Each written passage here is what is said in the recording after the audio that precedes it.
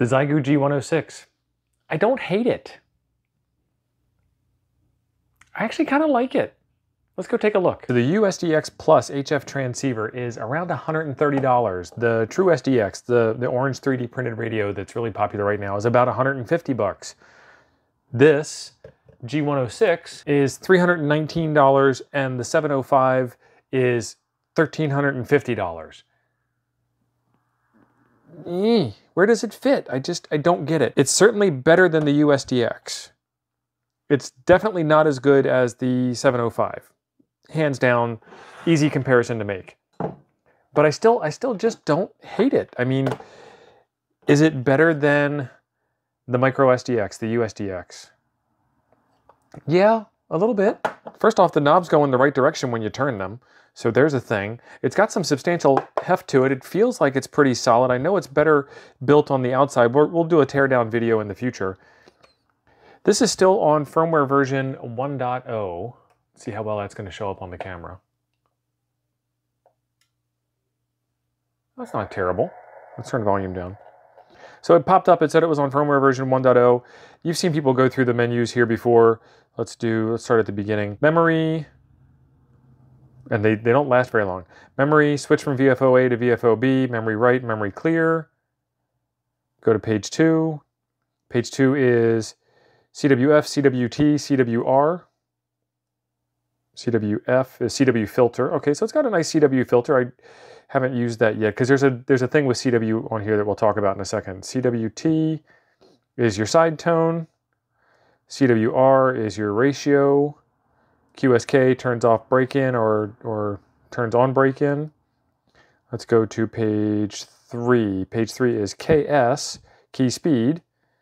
KM is what type of key you have, left paddle, right paddle, or manual. Iambic mode A or B.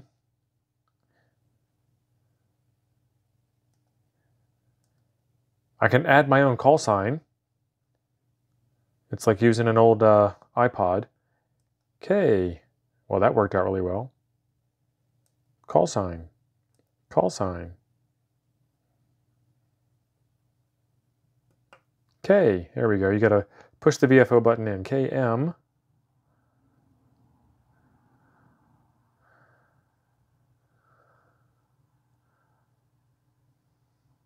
Nine.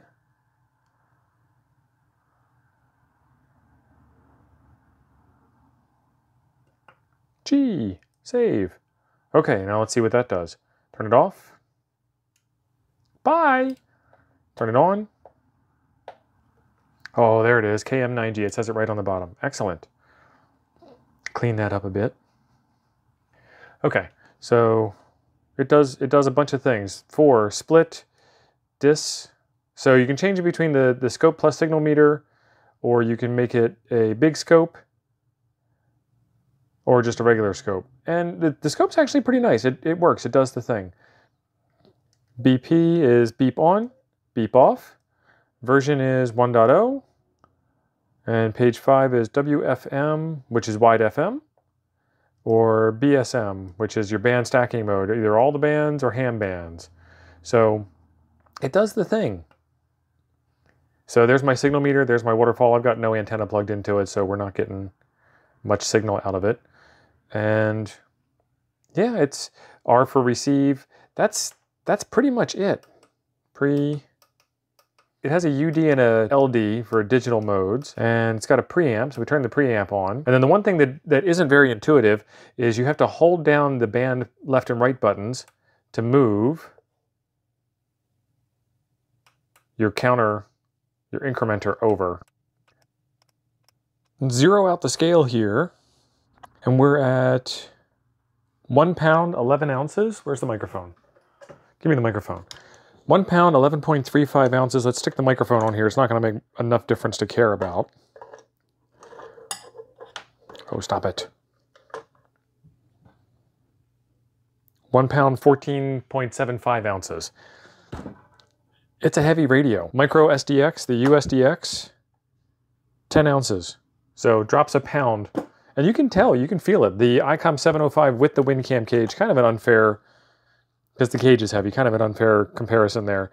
3 pounds, almost 4 pounds, 3 pounds, 15.5 ounces. That's your weight comparison. It does everything a basic radio should do. It doesn't even sound all that terrible. And I've made contacts with it. I mean, it does what it's supposed to do. So, should you buy this radio? I don't know. I'm going to do a couple of firmware updates on it. You can't do a firmware update on it without buying an extra cable. So when we do the firmware update video, I'll give you a link to the cable. Fun stuff. All right, I know you guys are going to ask how it sounds. So I did some comparisons from my QTH in Northwest Wisconsin to the Utah Web SDR. Did it on the same day, at the same time, with the same band conditions, etc., etc. So here's the G106 at its only power setting. This is Xiegu Mike 9 Golf using the G106 HX transceiver of 7.227 GHz on the only power setting it has currently. Xiegu Mike 9 Golf. And here is the ICOM 7300 at 5% with no compression turned on.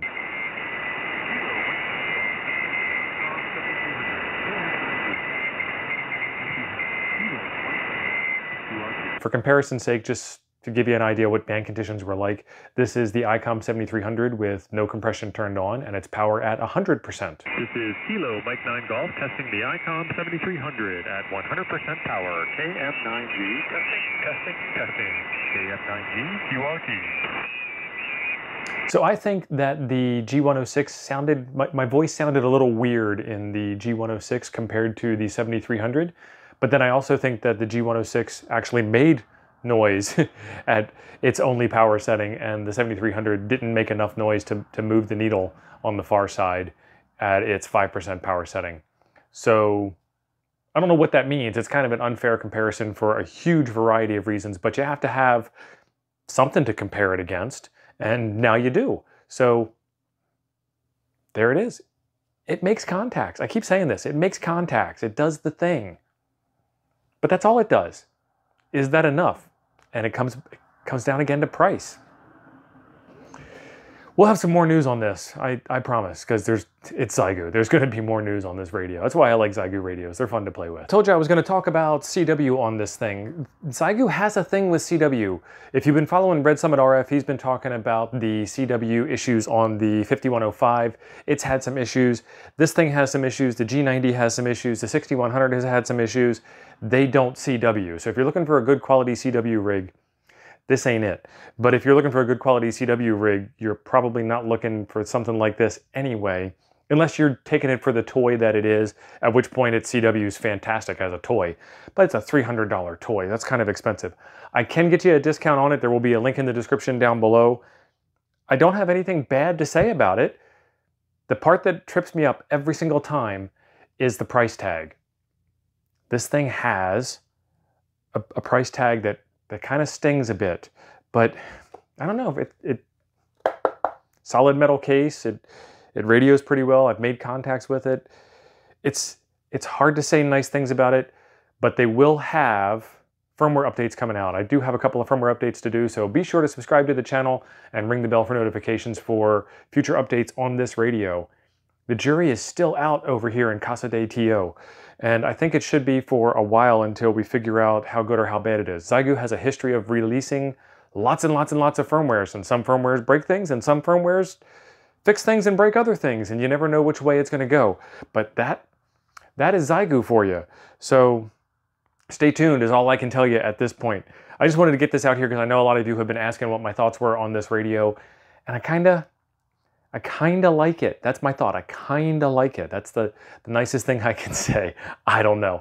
There's a video right over here I think you will enjoy next. Thanks for being awesome. I'll see you over there.